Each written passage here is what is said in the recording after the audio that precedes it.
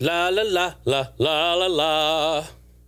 La la la la la la la. I have virtual racing music stuck in my head. Why? Because you know that's one of my favorite games. Ladies and gentlemen, hello, how you doing? Welcome back to Heine House Live, episode 25. Oh yeah, it's going down. Let's do it. Welcome to Heine House Live, a podcast about the exciting and ever-changing world of gaming and technology. Heine House Live is available on iTunes, Spotify, Stitcher, or wherever else you listen to podcasts. For all other info, including links to our community Discord, live video feed, episode archive, and a whole host of other great entertainment, please visit HeineHouse.com.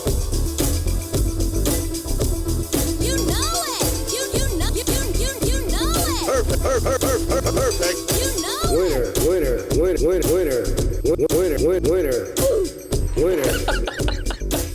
That oof, dude, it gets me every time. Oh,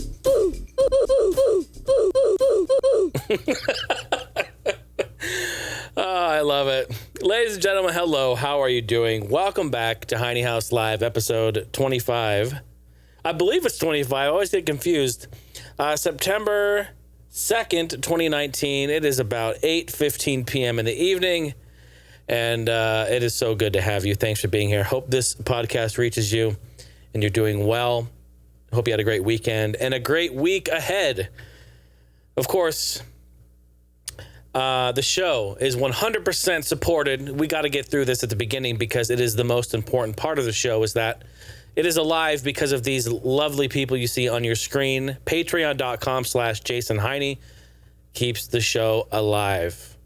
And in fact, we'd like to welcome some new activity on Patreon. Hello, Tyler Thames. What up? Welcome to Patreon, sir.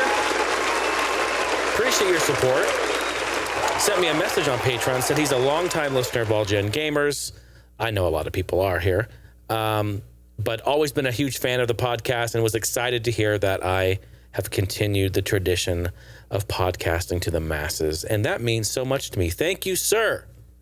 Absolutely appreciate that. He got down on that main floor because, wait a minute. Is his name in there? Tyler, I thought I put him in there. Bro. What's wrong with you? Everything is. I'm sorry, Tyler. Hey, this is almost like a tradition now. If you join, your name isn't getting in right away. No, I'm just kidding.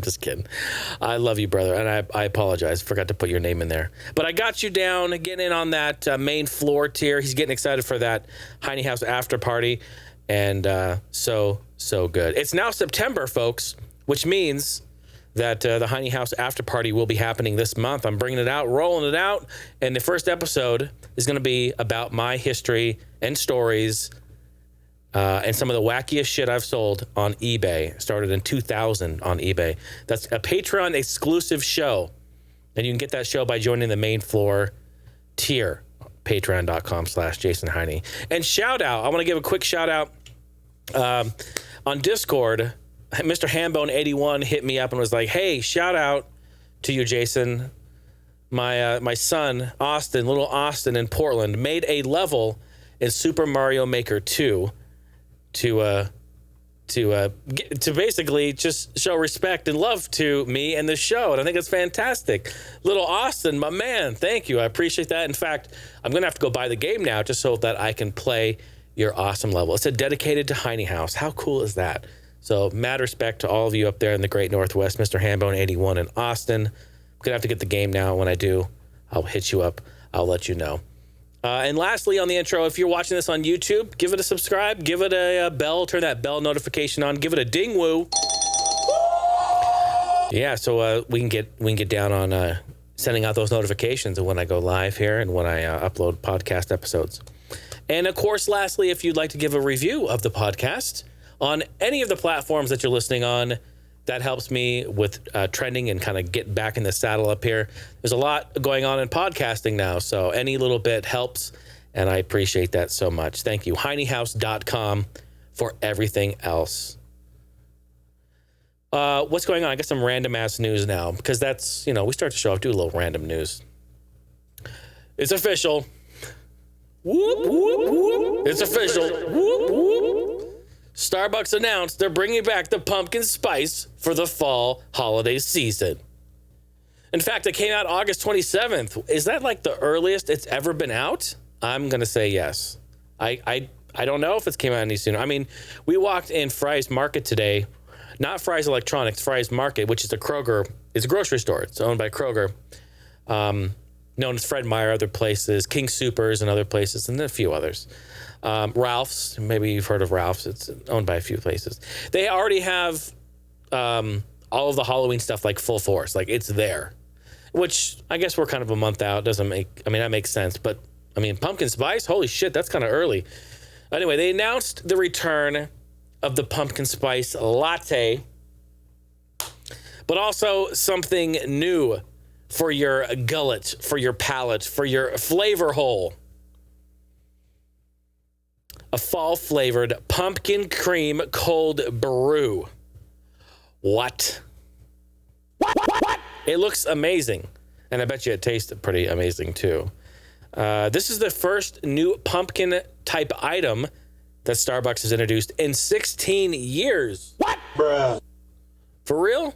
16 years? Damn. What? It's a long time. I mean, why change it, right? If it's not broke, don't fix it. I mean, we get it. You guys may have heard... Did you guys hear about this? You may have heard about this. There's a man that's currently suing Popeyes for not having chicken. What's wrong with you? Bruh. Yeah, this is a real deal. Craig Barr is the gentleman's name. He is seeking $5,000 in damages according to the lawsuit. So Popeyes announced that they're going to have this new chicken sandwich, and they said in their advertisement that it would, quote, would be sold at all locations. Meaning, this isn't exclusive to some part of the country. It's available at all stores. This is a corporate nationwide thing. Well, Mr. Craig Barr took that to heart. And the lawsuit states, I'll read this verbatim. Lawsuit states that Barr went to a Popeyes and the store was sold out of the sandwiches. He then filed his lawsuit saying deceptive business practices and false advertising. I mean, if this were like really, like if this was really going to happen, like if he was, okay, I know he's suing him, like he's like legit going to do it. But like if he wins this changes the landscape of everything. I can't count the amount of times I go to a restaurant or fast food just to get some food and they're out of it or they don't have it. Like, bro, I would be a fucking millionaire if this were the case. Bruh. What? Come on, dude. What's wrong with you? What's wrong with you? Matter of fact, I should tell you about my KFC story. Did I even write a note about it? I was so fucking furious about it. I didn't. I'll tell you about it after this, though. Because just that alone, if this was the KFC episode, if I were to make it about KFC, I'd be a millionaire. Because they fucked up. Okay, we talked about KFC last time about their mac and cheese bowls. Oh, yeah, I have an update. Whoop, whoop. I have an update. Whoop. It's official. This is the best part of the lawsuit, though. Here we go. Barr, who is representing himself, by the way, also said in court documents that he was hustled out of $25 by a friend of a man who allegedly claimed in a Craigslist advertisement that he worked at Popeyes and he could get the sandwiches that the restaurants were hiding.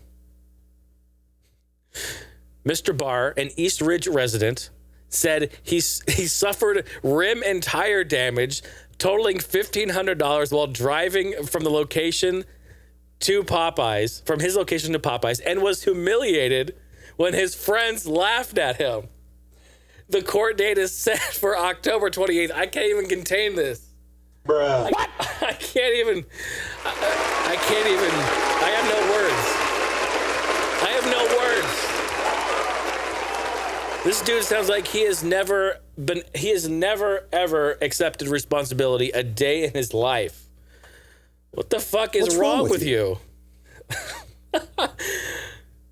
Yeah, because it's Popeye's fault that you fucking curbed your 20s, dude. Get over it. That's so funny. And he went to Craigslist and was like, yeah, man, I got a Mack truck here full of fucking Popeye sandwiches that, they're hiding them.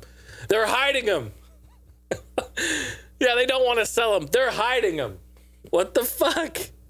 I think it's hilarious, to be honest. I love it. I love it. This actually brings up kind of a good point. Do you remember Red Bull, like, I don't know, 6-7 years ago?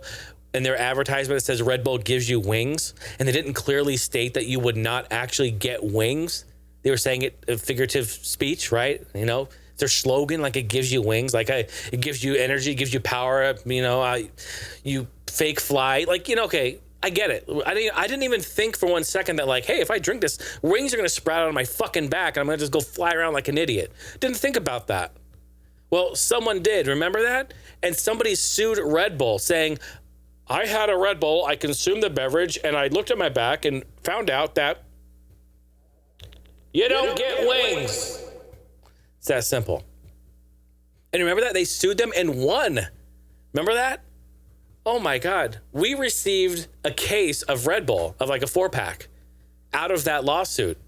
Because, like, if you have purchased Red Bull from 2010 to 2015, whatever it was, anywhere in that time period, you can get either, it was like $5 or a case of 4-pack of Red Bull for the lawsuit. And I'm like, you guys remember this? Come on, I'm not the only one.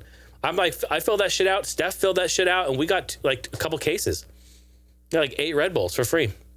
And that blew me away. I'm like, Jesus, people. That's just them trying to fuck the system over. Like, get real. But it's crazy, man. It's crazy out there. Let me tell you real quick. I don't have notes of this one, but let me tell you, last week we talked about the KFC mac and cheese bowls. And I'm like, bro, I am so fucking ready to go and try them. So I did. So Friday. Yeah. I don't know. It doesn't matter what day it was. Friday. Let's just pick a day. I drove out there, and KFC's not too far from us. We actually forgot it was near us. I was like, wait, where's the KFC? I had to go look at it. I'm like, oh, shit, there's one. We never go there. I've been there probably maybe 0 times. So we don't really go there. I said, fuck it, I'm going. Drove out there. It's like 7 o'clock. Yeah, 6:37. So it's like past dinner time, but it's still dinner time. Everyone's eating. And it's Friday, so it's packed. It's busy everywhere. Drive through, fucking cars wrapped on the side of the building. I'm like, okay, they're all here for mac and cheese bowls. This is the most KFC's been busy in 25 years. Since they introduced Chicken Littles in the 80s. All right, they are fucking packed. I get it. I'm waiting in line. I don't care. Now, any other day, I can tell the colonel to fuck right off. I'm not waiting in no drive-thru at KFC for that. All right, I'm just not doing it. There are some restaurants I will do that at. Wendy's, Taco Bell, Del Taco, a few other places. In-N-Out, I'll do that. Not KFC. But I waited. Cars started pulling behind me. 1 car, 2 cars, 3 cars. I'm like, holy fuck. The drive-thru is moving so slow. So slow. Miss Daisy could move faster than this drive-thru is going. It literally, I timed it. It took about just over 15 minutes for me to get to the ordering window. I'm not joking. I'm not making this up. Finally get there. Welcome to KFC. What can I get for you? I know I can tell from the tone of the dude's voice, he's having a rough night. The shit is fucking packed. People are going ape shit. All right, it's crazy. And I have a lot of respect for people in fast food. I've said this before. I'm not gonna be that person and be like, hey, I waited 15 minutes to get up here. Can I get a free fucking shoulder? No, I'm not gonna do that. I didn't say shit. And he didn't say shit, and I don't care. That's fine. But he was like, hey, welcome to KFC. What can I get for you? And I was like, I'd like to get the mac and cheese chicken $5 fill-up box. All right? It comes with the mac and cheese bowl. It comes with a drink, and it comes with a cookie. All right? Chocolate chip cookie. That sounds fine. That sounds good. And he's like, okay, great. And what drink? I wanted to try the new Mountain Dew Lightning, which is the new peach dew. I was going to treat myself. I hadn't had soda in a long time. I'm going to treat myself, treat yourself. So I ordered that. Then I ordered a large side of mac and cheese, a large side of mashed potatoes and gravy on the side, and that's it. That's it. And he's like, okay, please pull forward. You know, it's like $21. It's fucking expensive, man. I was like, damn. Like, I had to pull the sword out of my ass on that. I was like, God, that hurts, man. That's a tough one. Pull up to the window, and he's like, I apologize. We are out of mac and cheese. And I was like, What's wrong with you? I didn't make a big deal out of it. I'm like, okay, like I could go off, right? What's the fucking point? No point at all. It's not the dude's fault. He goes, would you like another side and to substitute? I go, okay. And he goes, we got green beans, we have potato wedges, we have corn or something. I go, just fill it up in a whole box of potato wedges. That's fine. Potato wedges are great. We love those. He goes, okay. He goes, we had enough to do the bowl, but not enough for the large side. I said, that's fine. No problem. All right. He gave me my drink. I paid for it. Anyway, he gave me the food. I looked at him in the face and I said, thank you. And he was like, thank you, and he was like, okay, cool. Put the thing down, drove home. Get home, open up the bag. And this is my fault. You always should check the order before you go. I get home, open up the bag, start pulling stuff out. I'm like, okay, all I see is, oh no, I ordered 4 biscuits too. I ordered 4 biscuits. I pull up the thing, open the bag, I pull out my bowl. I see the bowl. Feels kind of light. Okay, put it down. And all I see in there is a box. Just a box, 1 box. I'm like, what the fuck? Open up the box. It's full of potato wedges. And then under that box is another small box with some biscuits, a couple of biscuits. And I'm instantly in shock because I'm like, holy fuck, they forgot the not the mac and cheese. They forgot the mashed potatoes and the gravy. They forgot my cookie. And they forgot 2 biscuits. And I'm like, what the fuck?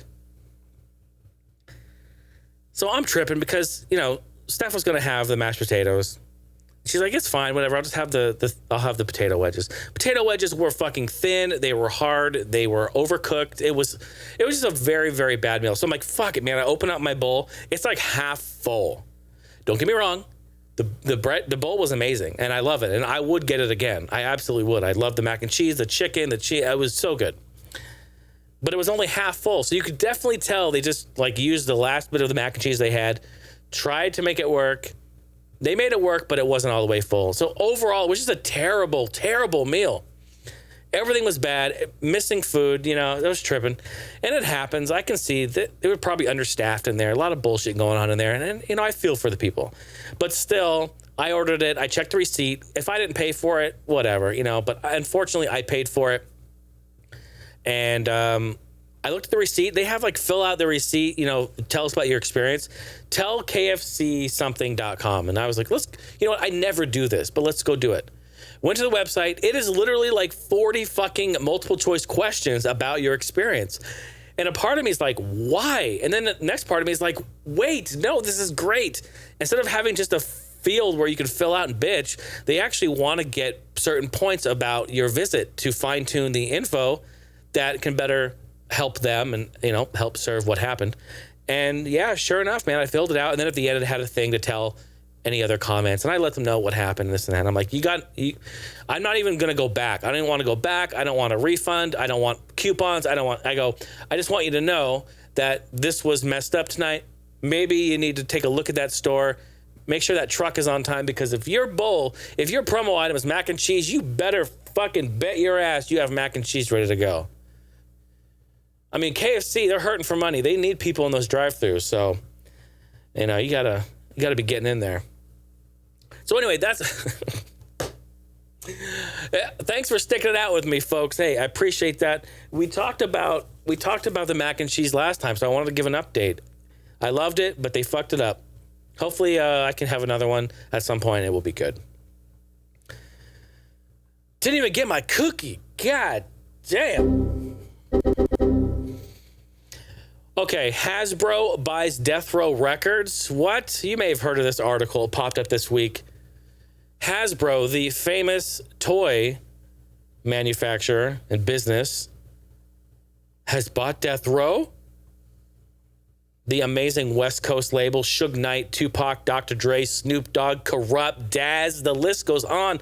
Oh, the list goes on. This is in my wheelhouse. I grew up listening to Death Row records. I would get Death Row productions for Christmas and birthdays. These are big deals to me. So when I heard this, I go, what in the fuck is going on? Well, those are the nice buzzword titles that all the clickbaity people are using. They didn't like seek out Death Row and be like, hey, we love California Love by Tupac. I think we would like to purchase the Death of the Row records. No, didn't happen that way. Just clever buzzword clicky bait titles all over the place. What happened was Hasbro purchased Entertainment One.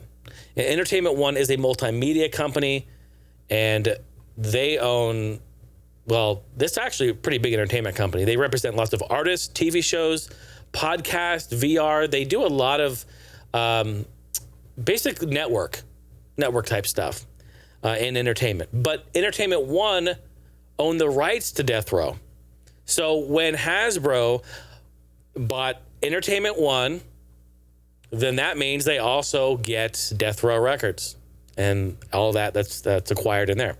So here's the timeline, just to kind of break this down and make really clear sense on this, because people have been asking about it, like, what the fuck is going on? Like, what really happened?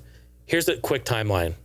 Death Row, basically when Tupac died, it all kind of started to fall apart. Dre left, Suge Knight started doing all kinds of crazy stuff. You know, you should watch the documentary that came out not too long ago, Straight Outta Compton. You should really watch that. But that'll explain some of it. Not all of it, but some of it. So once Tupac died and Dre left and all this stuff started to fall apart, Snoop Dogg went to No Limit Records and a whole bunch of other stuff happened. The label started to be in shambles. Suge went to jail. Suge was accused of doing all kinds of stuff. I won't go into it. But anyway, they then filed bankruptcy in 2006, all right? So they were able to hang on for quite some time. But 2006 filed for bankruptcy. In 2009, the label was auctioned off for $18 million to Canadian Wide Awake Entertainment, all right? Then Entertainment One bought the catalog, the Death Row catalog, in 2013 for $280 million. Holy shit. Wide Awake Entertainment, y'all did pretty good. Spent $18 million and got $280 million out of it. That's a good deal. Then, just recently, Hasbro bought Entertainment One in 2019, and they basically got all their IPs along with it. Happened to be Death Row in there as well. They wanted to get it because there's a whole bunch of toy IPs and storytelling and books and a bunch of other stuff that they wanted for their brand. It just so happened to get in there. I wouldn't be surprised, to be honest, I wouldn't be surprised if they just totally ditched and like auctioned off Death Row to someone else. Like, we don't really want this in our umbrella. I mean, Hasbro, don't really affiliate them with gangster rap.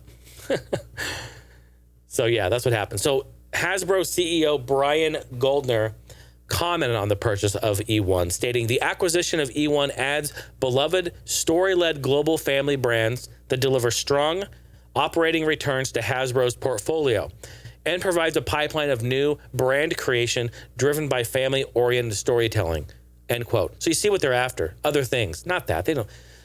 As a matter of fact, they do not like this article. They do not want to be affiliated with this shit. They do not want to be affiliated with it. Entertainment One represented artists, TVs, movies, toy brands, VR, and other IPs. Pretty big entertainment network, to be honest. I'd never heard of them, and I started looking up their artists, and they're like, there's a bunch of like great artists in there, including Creme, one of my favorites. Electrofunk. They're awesome. Oh my God, this is fucking hilarious. So Kiss, and you know, kudos to them for still playing and touring. Excuse me. They were playing in Cincinnati, and they were selling some shirts, as all bands do. Well, the shirt they were selling misspelled Cincinnati on it. They made special shirts to round out their final show in Cincinnati, but they added an extra T in Cincinnati. Oh, it's easy to do. Come on. The name butchers. The official shirts were sold to customers at the show for $50. And I have a screenshot of the...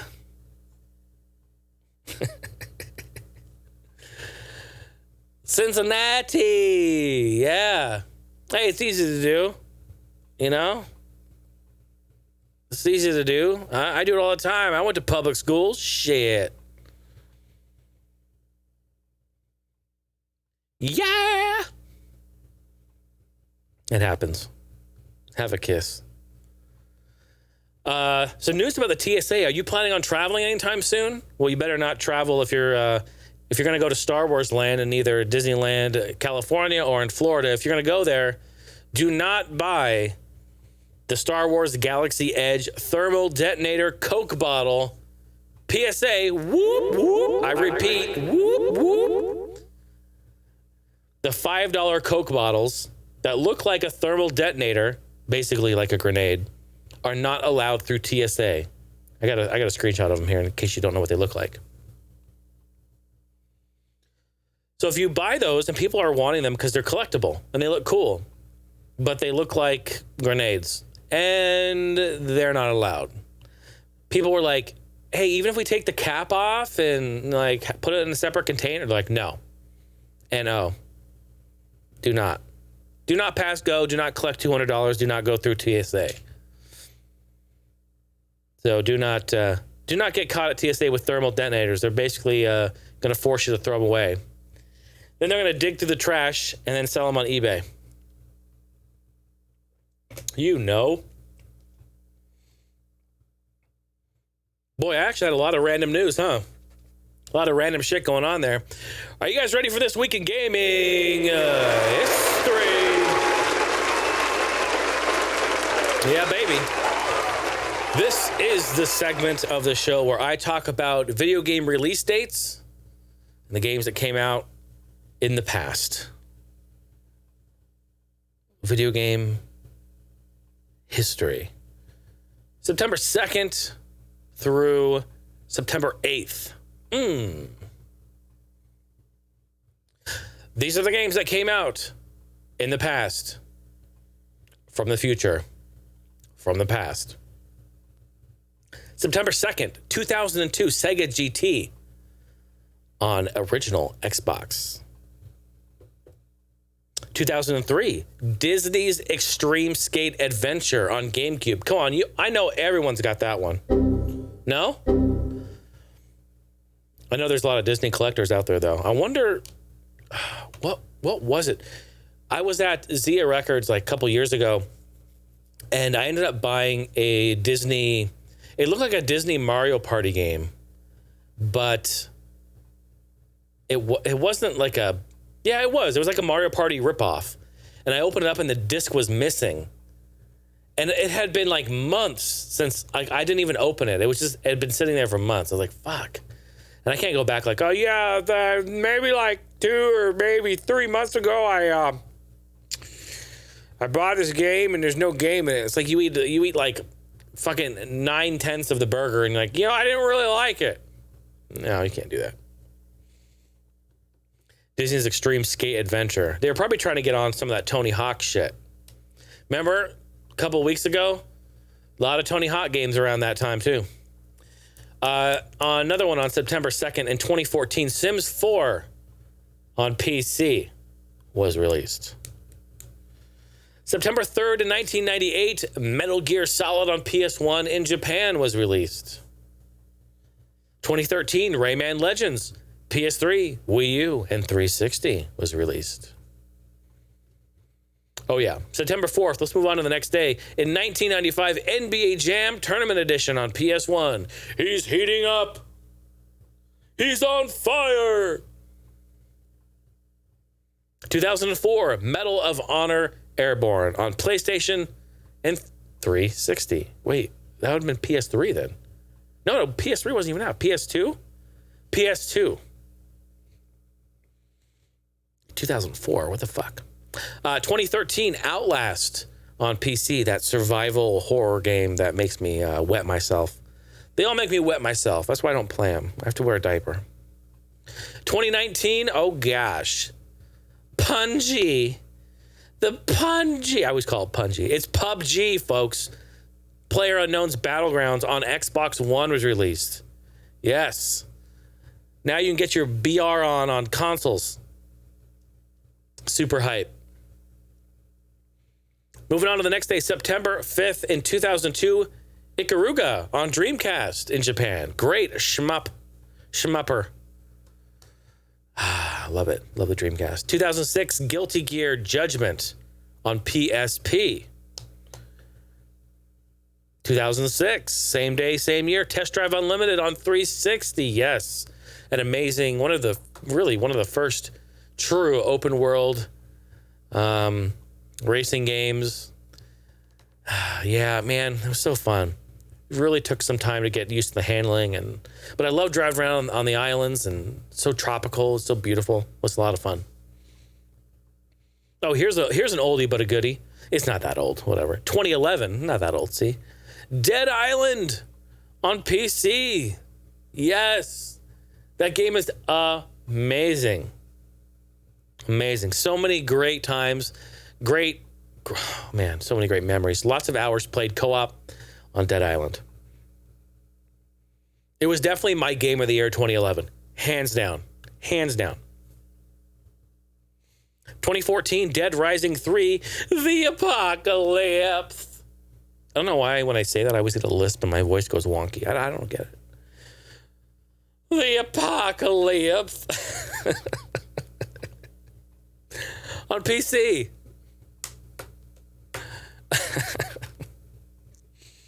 September 6th in 2000, Capcom versus SNK on Dreamcast in Japan. Great fighter.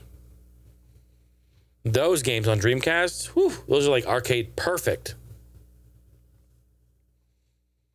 2006, Guilty Gear. Oh, I already said that one. Holy shit, where are we? Oh, 2001, Shenmue 2 on Dreamcast. Some more Dreamcast love. Having some Dreamcast love. I got some love in the club. Another one, 2011, Big Day. Wait a minute, what the fuck? Wait, hold on. No, that's wrong. I already put that in there. Driver San Francisco. There it is. 2011. Driver San Francisco, PS3 and 360. I was moving fast on my notes. 2017. A couple years ago, Destiny 2, PS4 and Xbox One. Which, did you guys hear? That shit is moving over to Steam. What? Yep, sure is. Bruh. So you're going to have to go over and migrate your stuff over to the Steam. I think you can log in and they tell you how to do it. I haven't done it yet, but I got to at some point.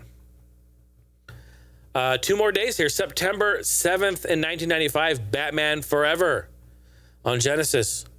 Where's the boy? Alfred, do you think maybe you could order me a sandwich? I'm super hungry. I was just driving around Gotham in my Batmobile, and I found that Popeye's not a chicken. Do you think you could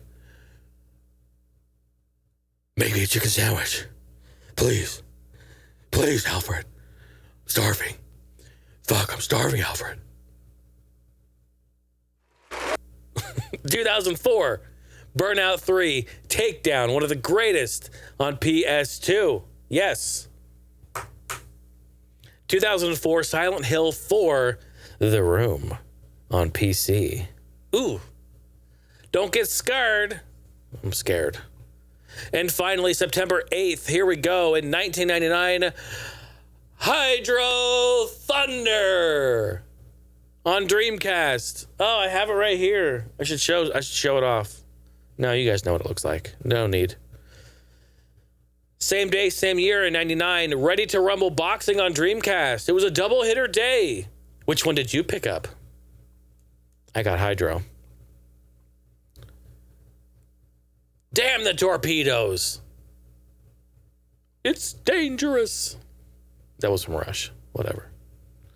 Power Rangers SPD on Game Boy Advance. No, stop. Not STD. No, stop. Don't even, God, what's wrong with you? What's wrong with you? Not STD. It's Power Rangers SPD. PP. God, why would you guys even think that? Get your mind out of the gutter. What's wrong with you? What's wrong with you?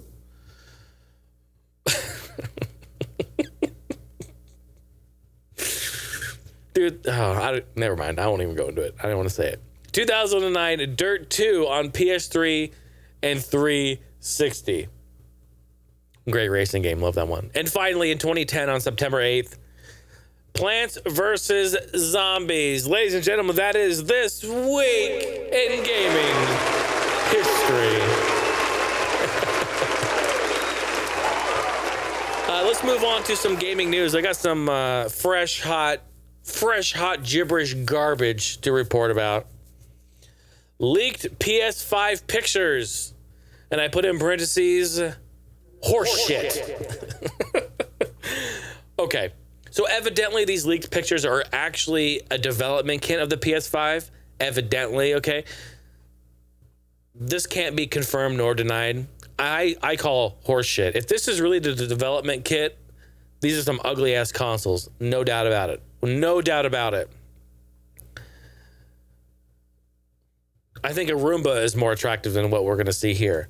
I'm only showing these because these are the most ridiculous self-drawn mock-ups, horse shit pictures that I've ever seen. I think it looks like complete trash. But evidently, now I was reading further in the article, it says, Matthew Scott, a game developer since 1992 and currently working as a senior artist at Codemasters, which I love and respect, so I have to mention this. He confirmed that the leaked design was indeed for the PlayStation 5, but not yet the console that will be shipped to customers. In a tweet on Twitter, he said, the device was the PlayStation 5 development kit. And though there is a chance that it ends up being the final design, it's probably not going to be. I'm going to show you this picture. Bro. Bruh. What's wrong with you? I mean, yeah, no. Is it just me? Is that not the most hideous console you've ever fucking seen? It's this like square, like it has these weird louvers on the side, and it's got this rounded edge but flat front, and then this weird like grill for cooling in the middle. It looks like a horseshoe. Like, it's just ugly. That's just super ugly. That looks fake to me. I'm probably the only one though. You guys probably love it, right? You're like, Jason, you're such an idiot. I love that thing. I'd buy that for $1. I'd mount that on my wall. Yeah, Lois.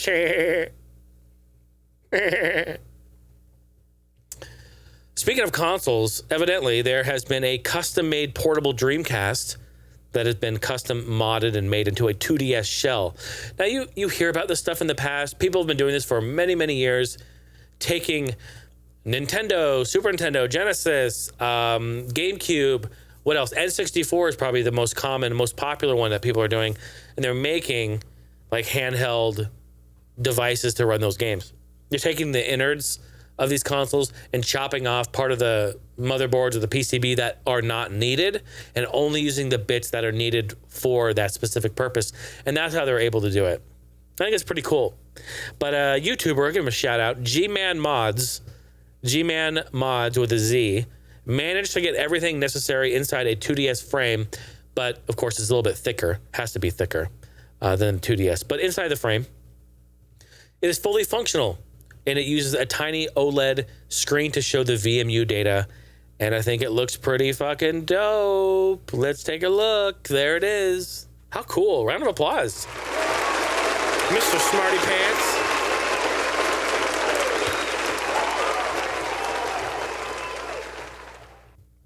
Yeah, man. That's pretty awesome. And I think it would be tons of fun to play. How about it?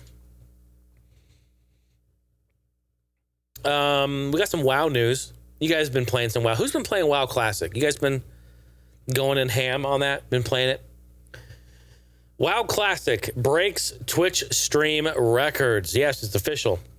Now, WoW originally released in 2004, way before any of this was even a twinkle in anyone's eye. I mean, Justin TV and Twitch and streaming and really the dark side, the dark side of the internet.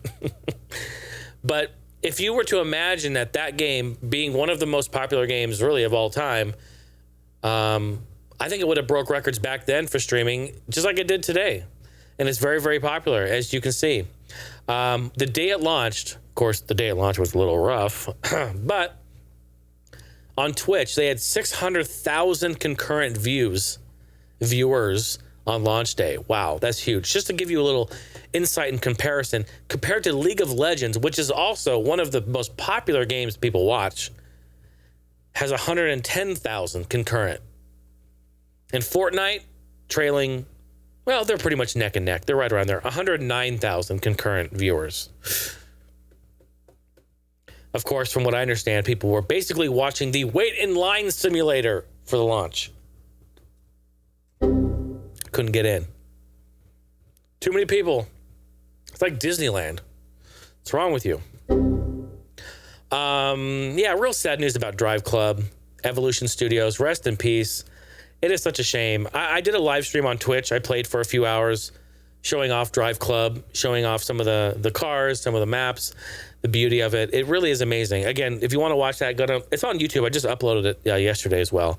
So it's on both places, but man, honestly, it's one of the best, if not the best racing game on PlayStation 4. It's more than a tech demo. Like, it is an absolute joy to play. And playing that with the PlayStation VR is so fun. So fun. I love it. It's incredible. But it's really, and I was there for launch. I was there with my homie Brandon, good friend and patron of the show here. We were playing it launch day, and we were trying to play at launch day. It was really a buggy mess. Connectivity issues, lag. Once we got in, it was laggy. It would DC. It was really, really rough. It was a hard blow for Evolution. Sony was not happy with that at all. This was wanting to be one of the groundbreaking racing games for the console to really push it. They had touted it as being that. They even touted it as being a launch title that got pushed back. So they were already in kind of hot water once this rolled around. And unfortunately, even just 2 years after the launch of the game, the studio got dissolved. The game currently is delisted on the store. If you're listening to this right now, you are unable to go buy it. You can get a physical copy, of course, and you can get patches. People were coming into the stream asking. You are able to get all of the patches and security patches that they released, but none of the DLC or any of that is for sale anymore. So the game is not for sale. It's delisted. However, it's still available to play online up until the end of March 2020. That is when it will be pulled from the servers online altogether. Evolution brought us Motorstorm, one of my favorite franchises in PlayStation. I love that franchise all the way. PSP, PS2, PS3. And I really wish we could have got one on PS4. But since we didn't, we got Drive Club. It's kind of a more sophisticated, more simcade type of a game. And where Motorstorm is very down and dirty, rough, slippery, muddy, grimy, in your face, aggressive. This is more sophisticated. Put on your suit and tie, and take out your lovely significant other, and you go out on a nice drive on the town in your hypercar. It's kind of how it feels. But yeah, day one, it was a rough patch for them, and Sony did shut them down 2 years later. And some of the staff went to Codemasters, which was great, in which they went on to work on the newer game Onrush, which I feel is another completely underrated, underappreciated gem. It's such a great game on PlayStation 4. We love it. It's so much fun. And then the rest of the staff either got reorganized internally or some of them even got let go altogether. It's quite a shame. It really is. So Drive Club, round of applause to you. We love you. Thank you so much for the fun games. I apologize. I don't have anything to apologize for, but I feel bad for you guys that the launch was so rough and it really hurt you to the core so much. In fact, it took you under. That is fucked. But your games will continue to live on Evolution Studios. Mad love. Twitch is doing some cool stuff for subs. They team up with Subway, which, by the way, Subway sent us an advertisement in the mail. They have a new brisket cheddar sub, and I want to try it. Of course, I know what I'm getting into. It's Subway. It's not the best, but it's okay. Looking for a sub once in a while, just a little sandwich, a little teaser, a little something. A little pork. The other white meat, a little porky pork in the Borky bunch. Kind kind of want that. But anyway, Twitch is... What the fuck am I talking about? Twitch teams up with Subway for September. Ooh, clever girl. What's wrong with you? Starting September 3rd, any Tier 1 subscription made on the web browser or the platform's desktop app will cost 50% less. That's half off. Twitch is hoping that users can support even more of the streamers that they follow and love during the event. That's pretty good. I should definitely September get down on some streaming. So folks, when I'm streaming, pop by, come say hi. If you love it, you want to support, it's half off. I love it. Also, any new Tier 1 subscription from the web or desktop is eligible to be part of a promotion that they're running. Something about sub sandwiches, or you have to go look at it. I didn't see the details because I got sidetracked by the brisket cheddar, and I want to try it. There's also another thing that's going on with Mixer. We're talking about streaming now. Xbox Game Pass through Mixer. If you purchase that through Mixer, you are able to support your favorite streamers in there too. Xbox Game Pass and Mixer team up.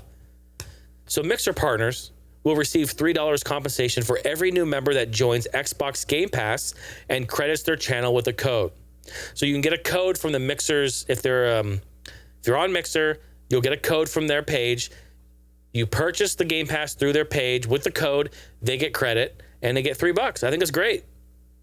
I'm not a Mixer partner, but still, I think that's a great deal. Maybe someday I will be. And I think that's great. They're teaming up. It's hella cool. Cool $3, bro. That's enough to get, some snacks, some live stream snacks. I'm all for it. Trying to look at something here. It's supposed to be okay. I pasted a picture up here. I'm like, why is this picture here in the middle of my notes? It's in the wrong spot. It's okay. We'll get back to it. Some news about Telltale. I thought this was really fascinating when I read this. They're making a return? Telltale is making a return? There's some more buzzy fucking clickety-clop fucking clickbaity articles everyone talks about. No, not necessarily. I mean, sort of. A company called LCG. No, not STD. Gosh, guys, You've got mail. Get your mind out of the gutter. A company called LCG Entertainment announced last Wednesday that it has acquired the Telltale Games name and some of its back catalog and a bit of its intellectual property. What does that mean exactly? Well, we don't know specifically. This means they acquired some of this, and they have a little bit of this, and then they have a bit of this. It's very vague. We don't know. LCG Entertainment claims that they plan to pursue some of Telltale's former third-party licenses and game design tools.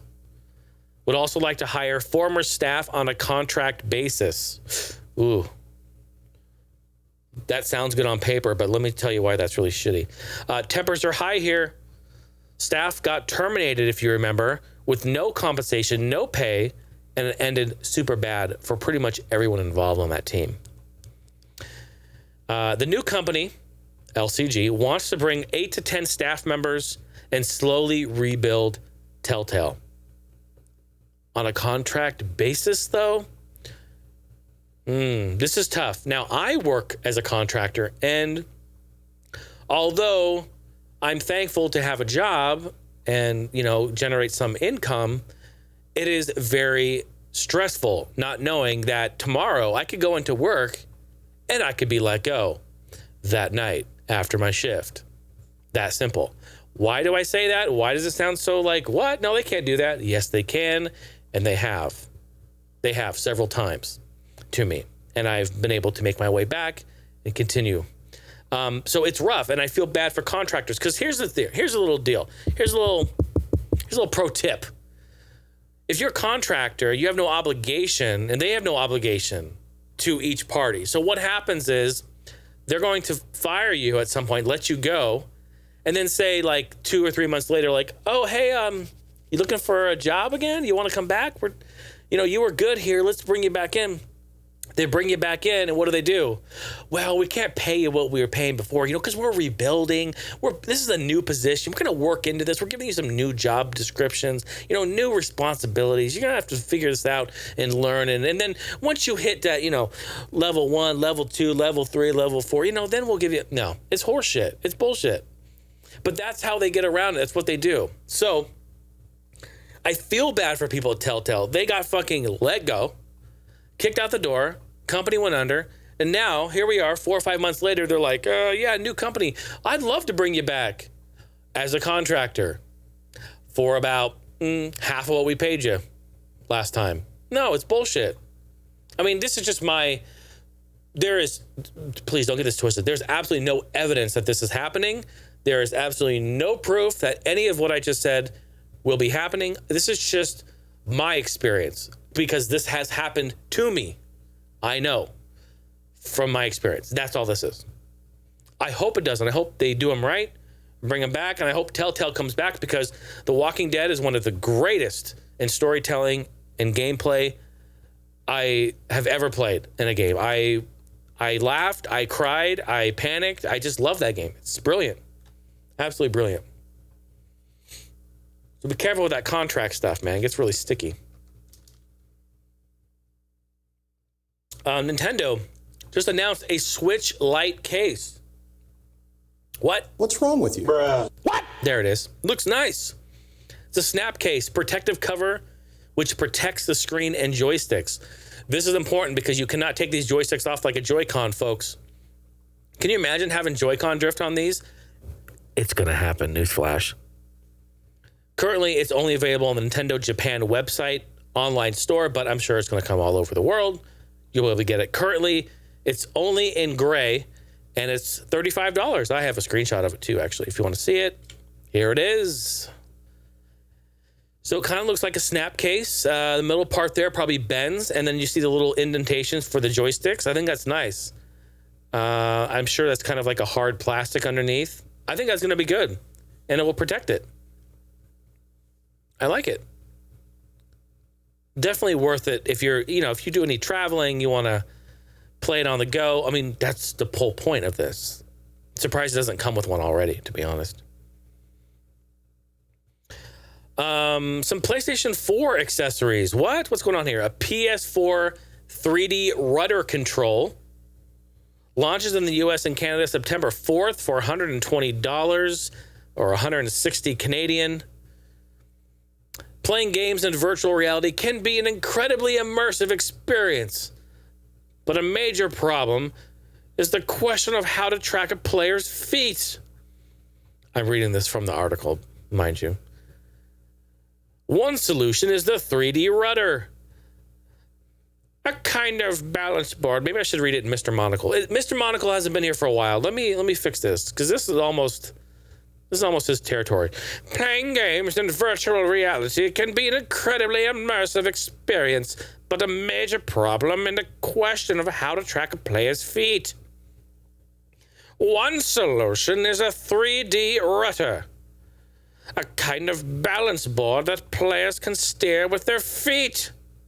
And now the device is making its way to the PlayStation VR users in the US for the first time.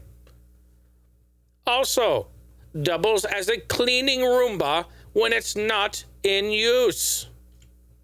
Look at the 3D rudder. I don't know what I think of this. I really don't. I'm trying to think of a practical application. If you can think of a practical application, and I'm not saying this is bad, all right? So don't be like, oh, he's talking mad shit about it. No, I just don't know the application yet. I can't think of any. So please put this into perspective for me because I love the PlayStation VR. When PlayStation 5 comes out and their new VR comes out, I'm going to want that. So if this 3D rudder goes with that, what would this be used for? But I am excited that it doubles as a Roomba. Just don't let it run over any dog shit. Because if you do, the dog shit gets tracked throughout the entire house. Go to YouTube and search that. Believe me, there's hundreds of videos of Roombas just eating dog shit. It's fucking hilarious. Hey, that was some gaming news. How about some tech news? Yeah.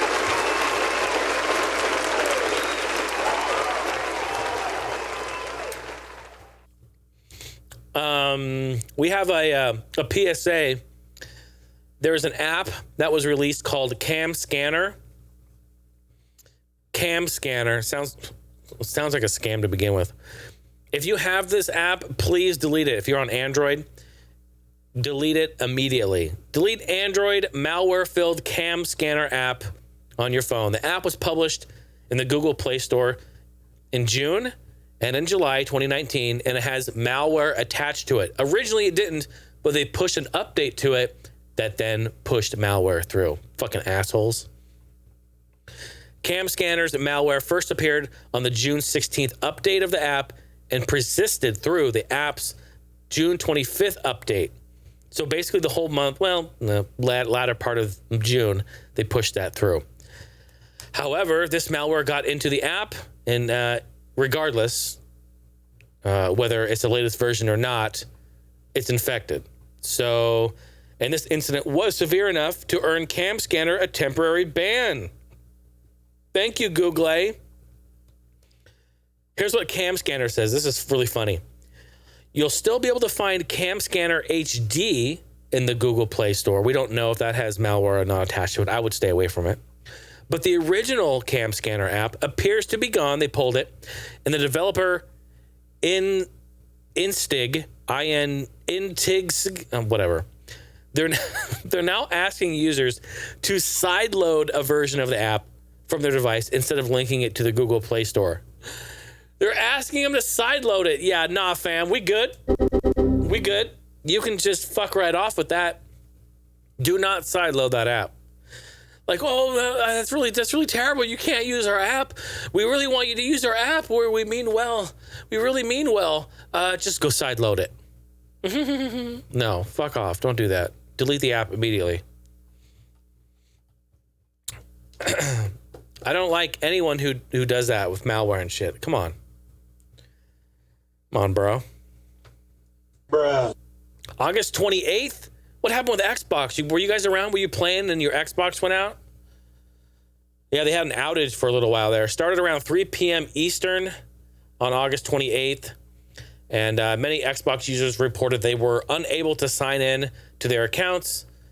Some of the consoles weren't able to access apps, some of the games. And it was kind of a problem for a little while there. It was down for about 3 or 4 hours. They got it back up after about 4 hours, and then they said it should be up and running. However, chat might be experiencing some issues still, that they're working on it. Within 24 hours, it was completely resolved. It was actually sooner than that, but overall, it was fixed in 24 hours. I was curious. I was like, hey, yo, Microsoft, like I sent, you know, my homie Bill. You know, Bill and I, we're real tight. You know, we're real close. We have a great relationship. We're both from the Pacific Northwest. You know, we got a lot in common. You know, he likes games. I like games, you know? He likes food. I like food, you know? He likes business. I like business. He likes entertainment. I like entertainment. We got a lot in common. So I sent him a message, you know? I sent him on Skype, you know, because that's his big thing. He loves Skype, you know? He owns Skype. He says, hey, Jay, hey, man, what's going on? I said, you know, Billy, hey, buddy, curious about this Xbox thing. What happened? Shit went down. You know, I was trying to log in. You know, I was trying to play some games. I was trying to get hot and bothered, and I couldn't log in, couldn't figure it out. And what was going on with the servers over there? So, oh yeah, Jay, no problem. You know, we had server issues, a lot of stuff going down there. You know, things were kind of haywire. You know, had a couple of new interns come through. I was giving them a tour of the building, and I stepped away. You know, Uber Eats showed up with my food. A couple of fries were missing. I was raising hell with the driver. You know, a couple issues, but he sent me a picture. My homie Bill Gates, he sent me a picture. He said, hey, I just want to show you that I'm actually here. I'm working. Rest assured that I'm in the server room, reconnecting everything for everyone worldwide to play on their Xbox. And you know what? I feel confident in the picture he sent. He sent over a picture. This is what he sent. He said, hey, Jay, I'm in the server room right now. connecting cables. Xbox will be up in just a moment. You know what? Yeah, if you don't see the video feed, you need to go back and check out the video. This is a really nice, clean, well-organized, well-documented server room. I bet you nothing goes wrong anymore in this room. Oh, boy. I love making those jokes.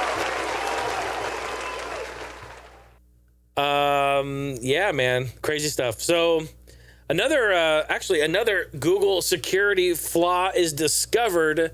This is big news too. I love talking about this tech side of stuff too, because I love bringing light to either security issues or hacks or malware and stuff, just so that we all can be in the know. I think it's wise if we spread this and let people know, like, this is happening.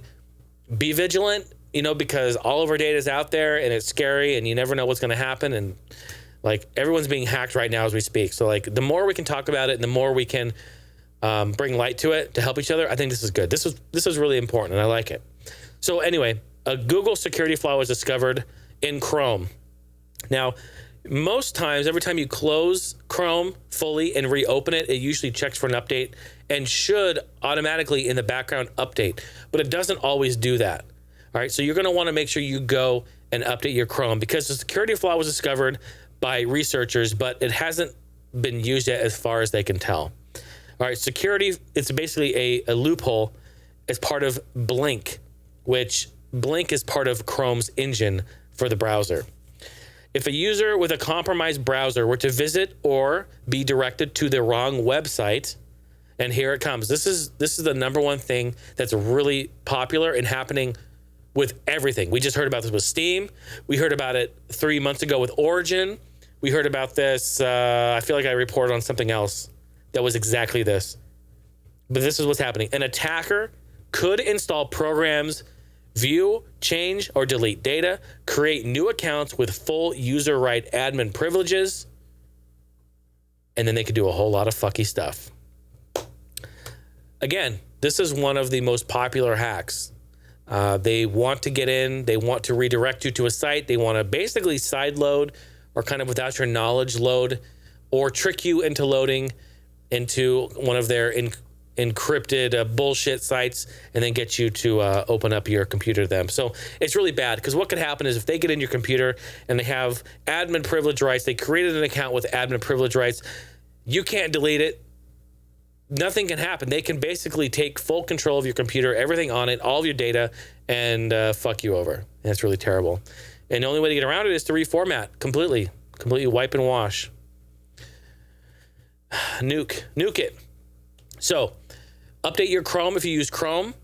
And you can do that by going up to the top right.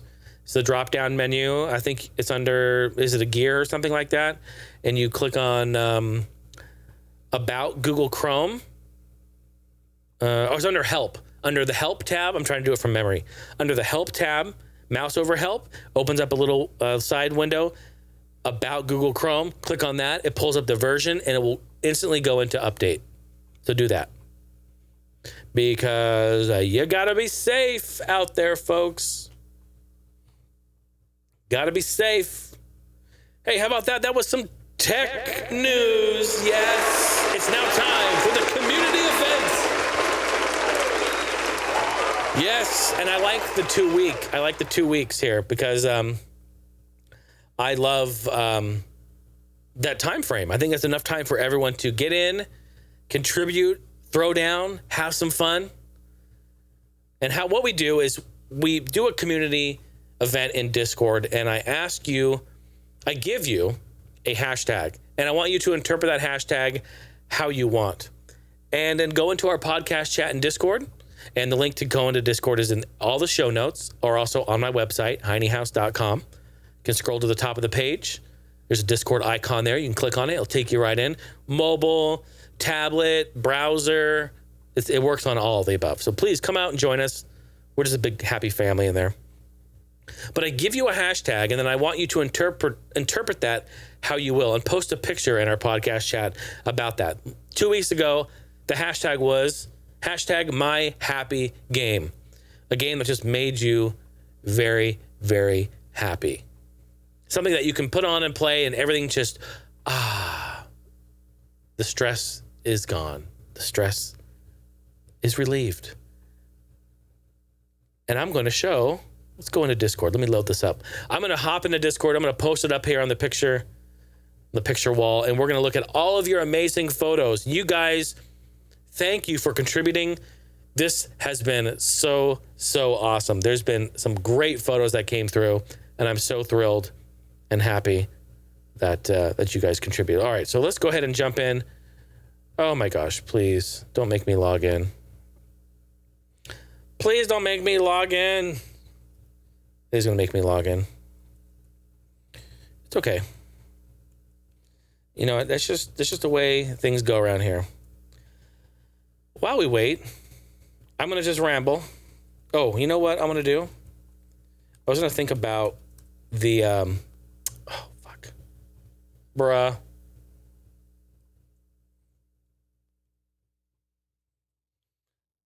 I really wanted to think, oh, fuck this. Why is it not working?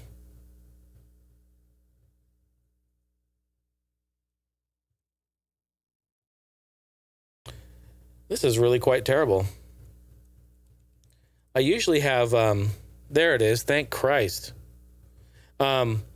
This next week, I want to do something similar to it. I'm going to get you guys thinking about it even early on because I think it's going to be fun. We did this, my happy game, right? So this time, I want us to do my angry game. Yes. Think about all the times that you're playing a game, right? And you are getting so frustrated. So frustrated.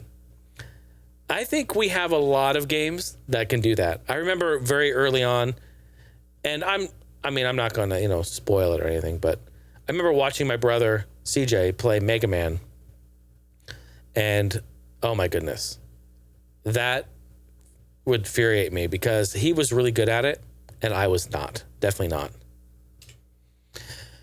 So that could be part of it. But yeah, my hashtag my angry game. What is a game that makes you want to just rage quit? A game that makes you want to just take that controller and break it in half. Please don't do that. But we all have those games.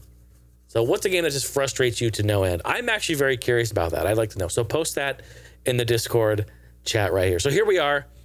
We're in Discord, my podcast chat. And I want to start from the very beginning here. There it is, Mr. Hambone. Here's the photo he posted with his son there. Look at that. Hard level for Heine House. How cute. I love it. Cannot wait to play it. All right, Maverick coming through. I think Maverick is probably the biggest Uncharted fan I've ever seen. Look at this. He's got stand-up promo signs. Here's a whole bunch of games here. Uncharted 2, Uncharted, Collection, PS4, PS3, throwing down. There's his PS3 with the Uncharted skin. He's got the old Drake statue here. Look at that. Very, very cool. Factory sealed controller. Look at this man. He's out of control. Nathan Drake pops. Is that a belt buckle in the middle? Is that his belt buckle? It must be. Some Game Informer. Rest in peace, Game Informer. Wow. And the list goes on. Look at this guy. Amazing. All these great promo posters and displays. Wow. Uncharted 3, Drake's Deception, Explorer Edition. Look at that. Man, you are out of control. I love it. Thank you for sharing. Anyone else a big Uncharted fan? Hit up Maverick. He's going crazy. Scroll here to the bottom. My happy game. Jinko, what up, Jinko? Hey, you and I have a lot in common, my friend. Fishing Resort on Wii, Excitebots on Wii, Mario Golf N64, and Outrun 2006. Yeah, some of the best games ever. I'm going to scroll back up because we got a bunch of stuff up top here as well. So we have 2 weeks of this. So that's what came through recently. And there's the last episode. Right here, my man Vaughn coming through with Castlevania. Look at that, Castlevania. Now, I haven't played that one. That's on PS1. Symphony of the Night. Oh, yeah. Great music. I actually haven't played that game, but I've heard all the great music from it. And love it. Of course, he says Donkey Kong Country. Bruh. Yeah, I agree. That game right there, everything just melts away. I could be having the worst day of my life, but when I play that, everything just to the wayside. Great choices, Vaughn. Great choices. And there's my man, Mr. Hambone, right there. My Happy Game. Bubble Bobble. Can hear the music in that one, too. What now? I heard something that they're releasing a new one on Switch. Is that true? Have you heard that, Hambone? I think that they are. Or they're at least... I don't know. I've been hearing the rumors. I try not to report on any rumors I hear, but sometimes I get too excited. But yeah, that sounds pretty cool. Mr. Hambone, thank you. My homie Luke in the house. Super Mario Galaxy, yes. Says I have a few others, like Trick and Snowboarder, Fallout, Rayman, but nothing beats Mario Galaxy. Levels are amazing, controls are weird, and the best soundtrack to any game ever. I have to agree. What an incredible game. Luke, great choice. You like the first or second one more? Or are they equal? It's like Donkey Kong Country or Donkey Kong Country 2. Like, 2 is like much more of a game, like really a game, but the first one is so...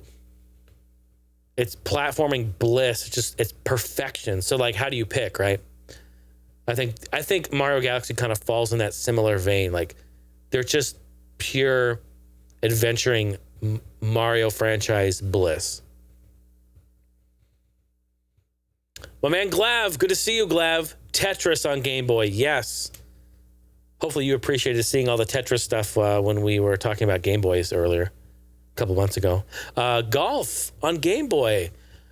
Man, I can't say that I've actually played golf on Game Boy. I've played golf on other consoles, but not on Game Boy. How is that? Man, that's interesting. I'm going to have to look up some footage of that. Let me know how that is. If it's one of your favorite games, you'll be able to tell me everything about it. I want to hear about it. And Super Mario Kart. Yes, of course. The classic. The classic.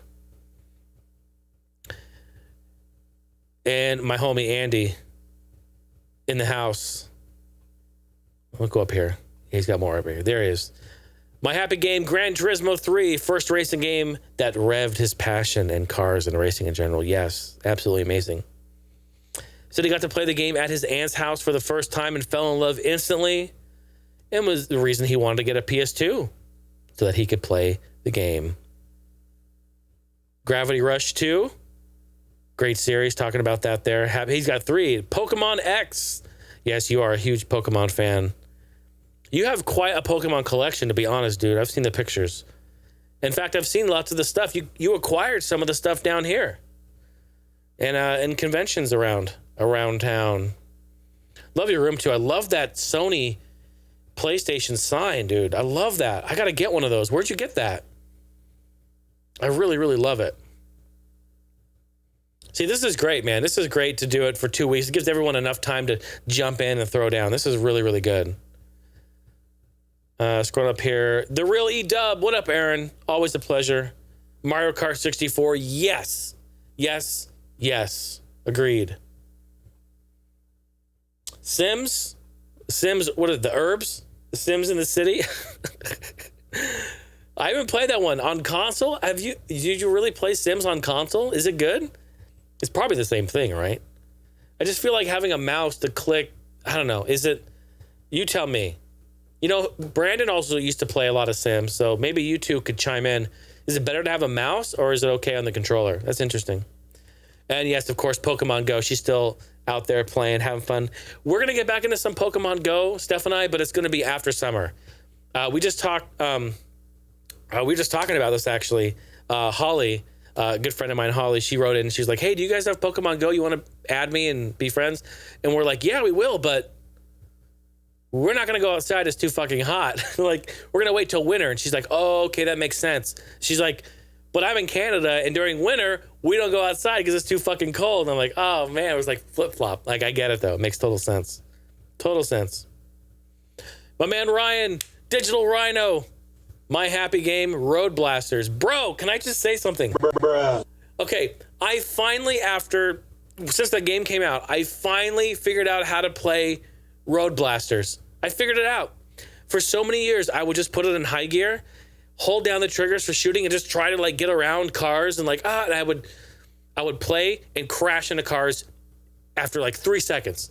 You'd spawn in, go 1, 2, 3, bam, dead, start over. And I'm like, this game fucking sucks. Like, I can't figure it out. It was like a month ago or 2 months ago, Steph and I went to a local arcade called Starfighters, and they have a cabinet there, a beautiful sit-down cabinet. It's really nice. If you ever come to Arizona, we'll take you there. It's fantastic. But they have a beautiful sit-down cab, and I started playing it, and I'm like, wait a minute. I can go low gear or high gear, basically slow or fast.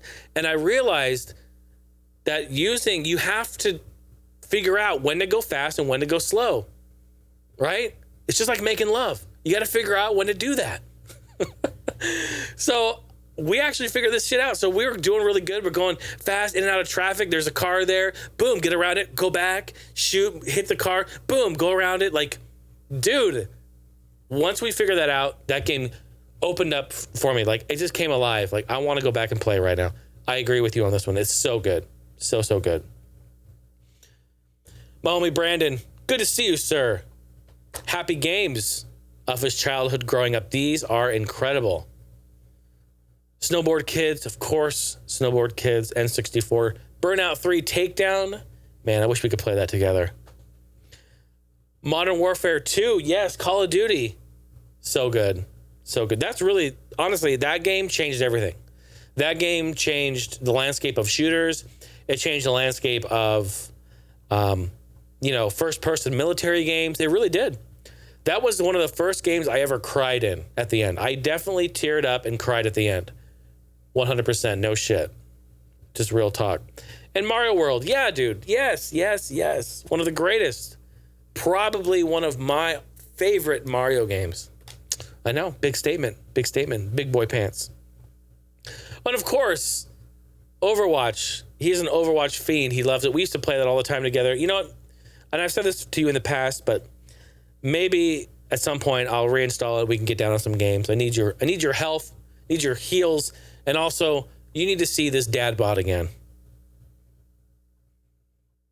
And of course, I started things out here with showing off some of my favorite games. Rush 2, Excitebots, Bad Company 2, Donkey Kong Country, some of my all-time favorites. The list could go on for many, many moons, but wanted to just talk about that.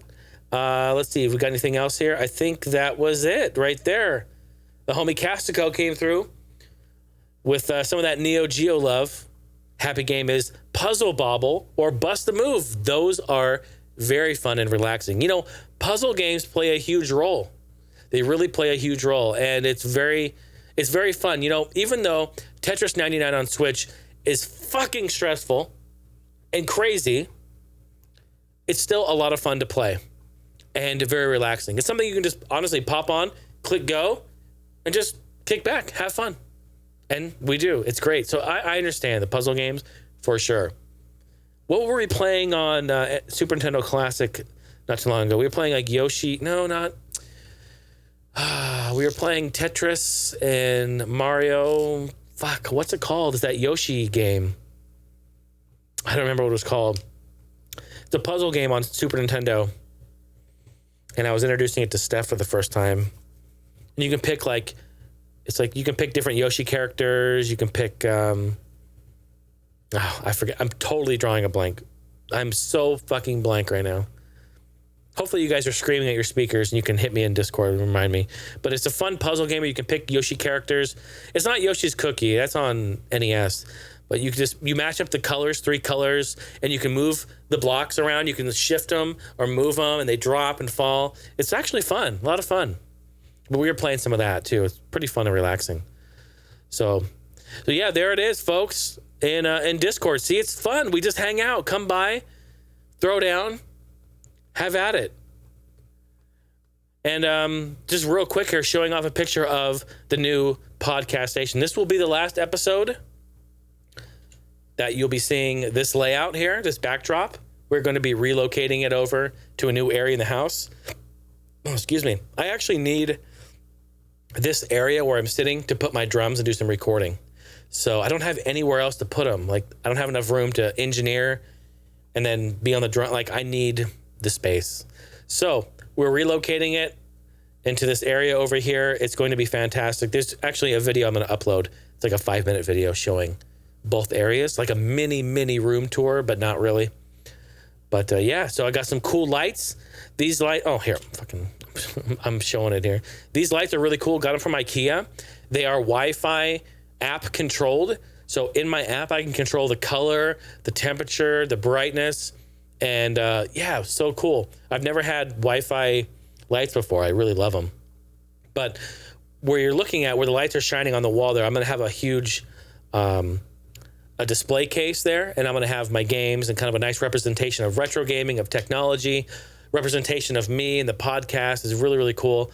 And it could be something that we can kind of cycle through and change things out once in a while, and it'll be a lot of fun. But it's going to be a nice backdrop. I'm going to have some cool promo signs up there. In fact, I have an N64 promo sign that I've never shown publicly. I've had it forever. I've had it for about 11 years, and I've never shown it or anywhere. So be really cool. I'm going to have that on the very top of the shelf. So hopefully you guys will, hopefully we'll be able to see it in frame. I don't have obviously using the camera right now, but once it goes over there, I'll adjust the frameage and see how it works, but it should be a lot of fun.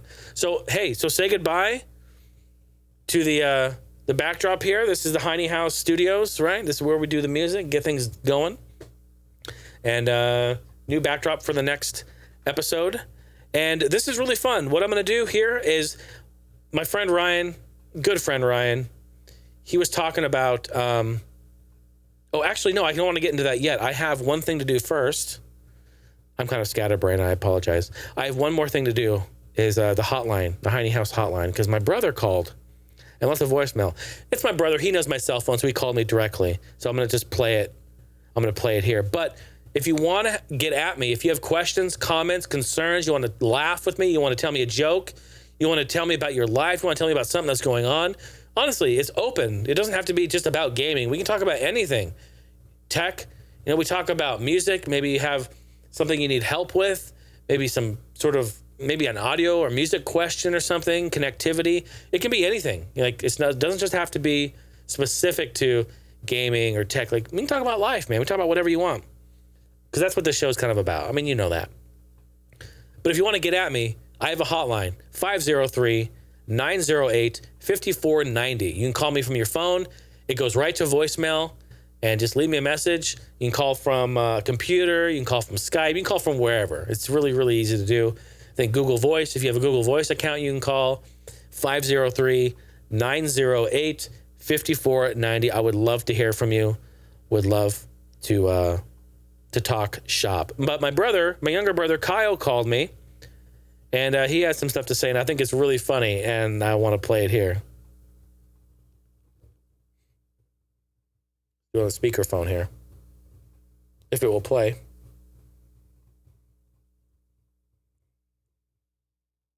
Hello?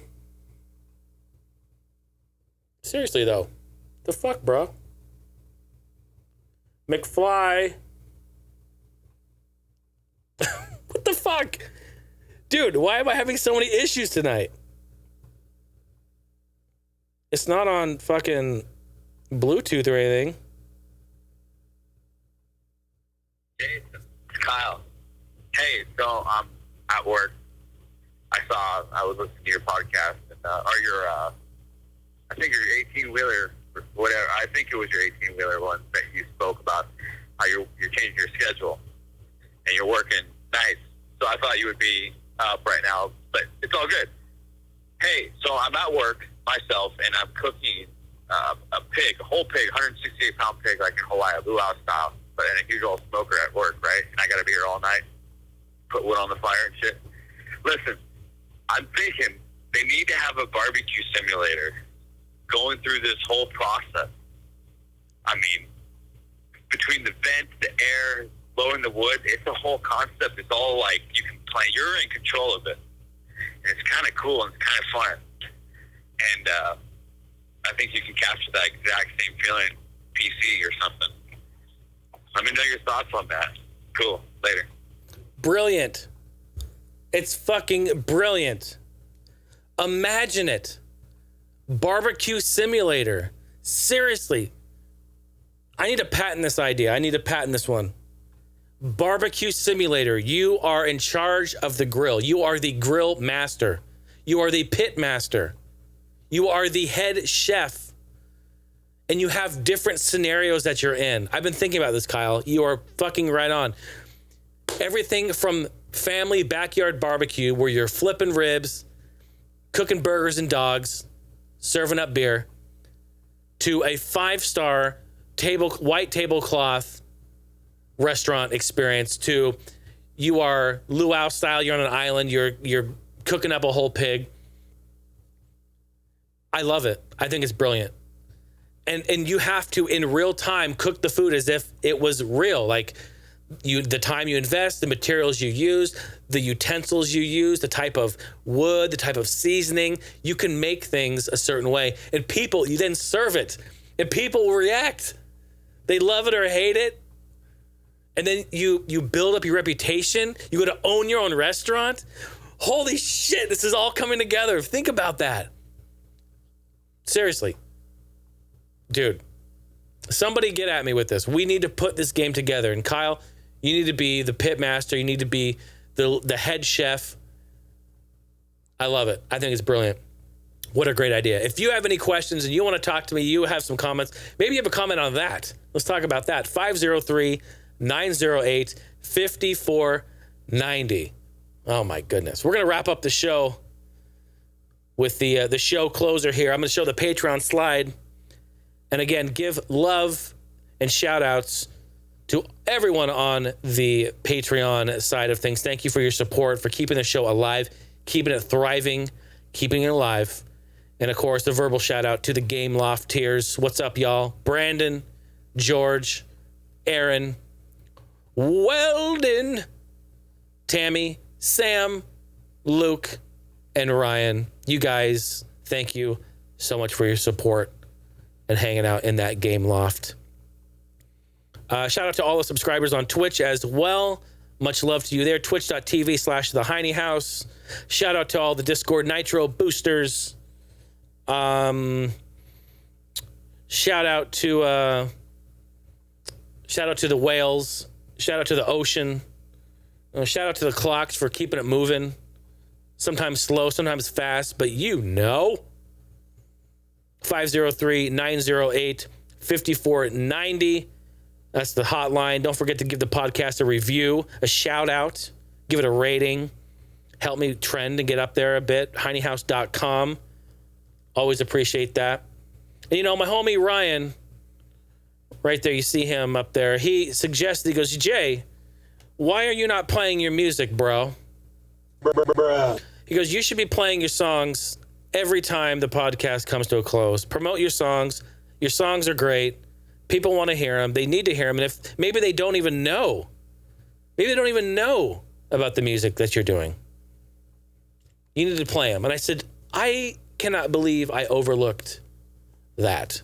So at the end of every episode now, this is new and fun and exciting. Round of applause. Thank you, Ryan. Love you.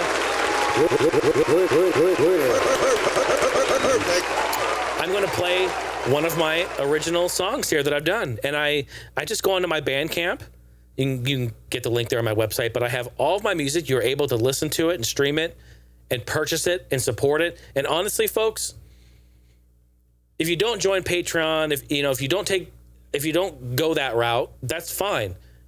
But check out my music, share it, stream it, download it, tip me on it. That's another way that you can support Heine House Entertainment as a whole.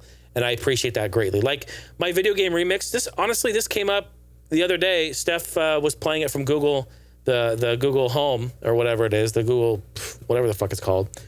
And I'm like, damn, I was listening to it on YouTube Music and I'm like, damn, I forgot. And I'm a critic because I made it, but I forgot how good this remix album is. If you don't have this Video Game Remixes Volume 1. Go get it. Check it out and enjoy it. And if you like it, please, man, maybe, send a little $5 my way. I would appreciate it. But we're going to round out the show with a song. I'm going to just jump right in. Make Drum, Play Drum. This is my Super Mario World 2 Yoshi's Island remix.